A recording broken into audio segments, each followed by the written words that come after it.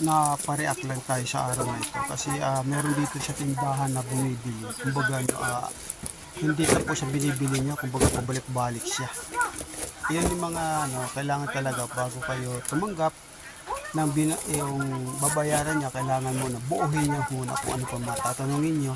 Importante tatanungin niyo kung talagang ano pang bibilhin niya kasi yung pag mga ganun parang linilito kayo.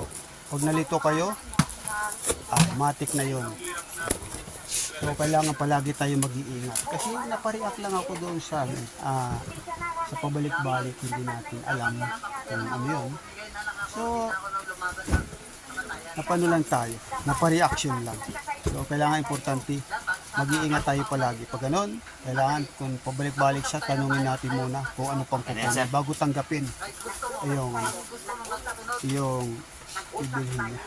So ngayon, araw na ito ay aalis na tayo.